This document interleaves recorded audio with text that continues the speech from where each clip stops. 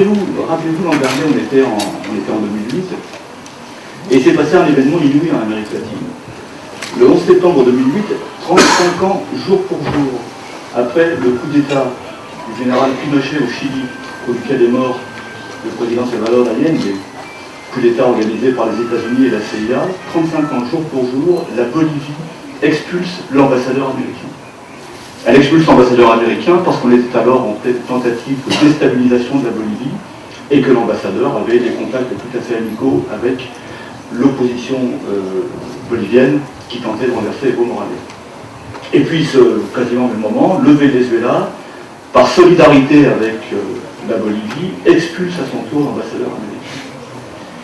Dans l'Amérique latine des années 60, 70, 80, 90, c'est quelque chose d'absolument inimaginable. Il s'est donc passé quelque chose en Amérique latine.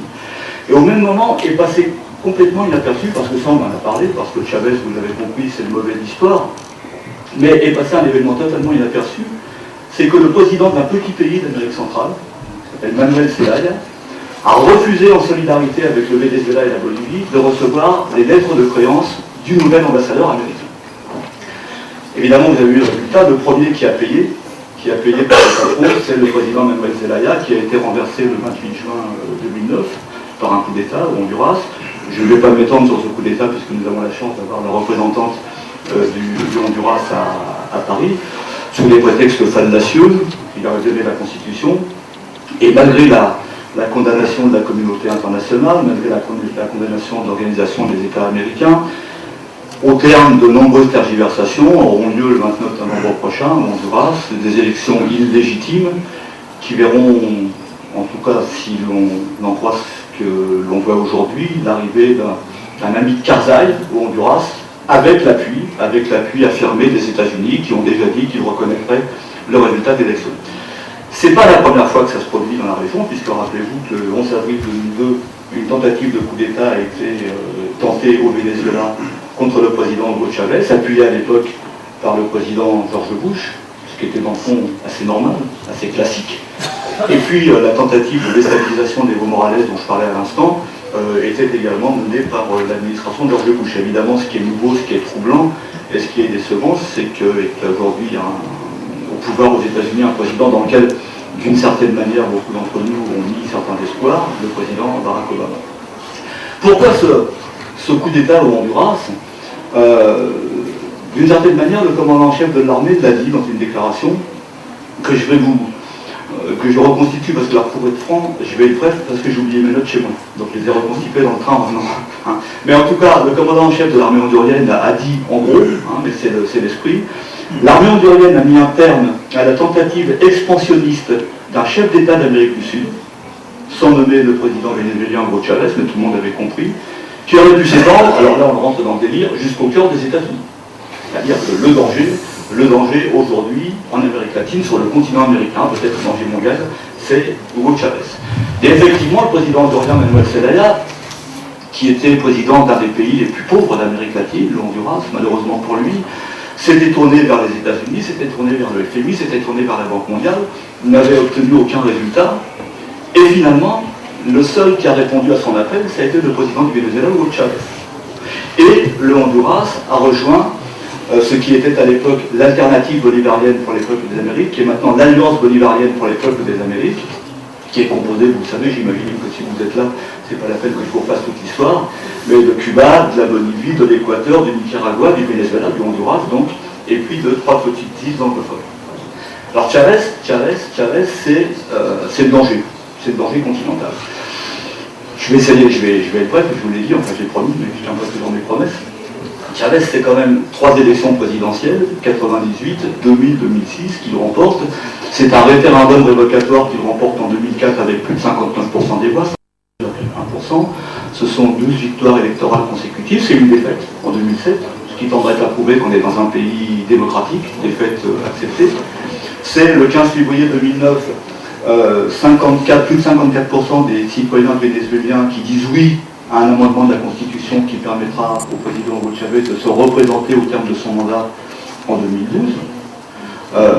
Donc c'est une légitimité populaire, étant entendu que tous ces résultats que je vous donne rapidement ont été obtenus en présence d'observateurs internationaux, que ce soit de l'Union européenne, que ce soit de l'Organisation des États américains, que ce soit des centres Carter, c'est-à-dire qu'en aucun cas on ne peut remettre en cause les victoires successives du président Hugo Chavez.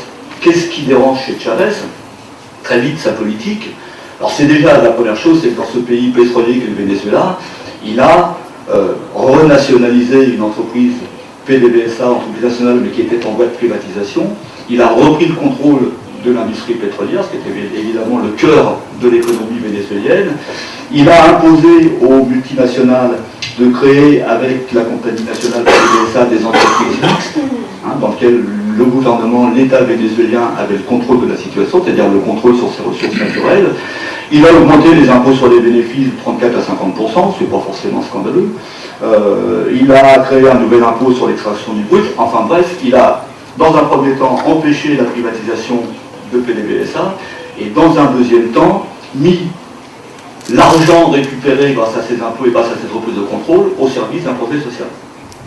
Alors dans ce projet social, vous êtes comme moi, vous lisez les journaux tous les jours, donc vous avez vu que Chavez, on parle de Chavez, on parle de l'autoritarisme, on parle de l'entrée de dictature, on parle de la mainmise sur les médias, on en parlera sans doute dans le débat.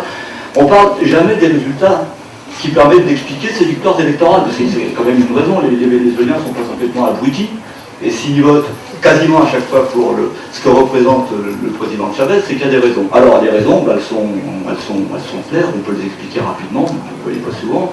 C'est aujourd'hui, à l'heure où nous parlons, des soins gratuits au Venezuela pour plus de 15 millions de personnes.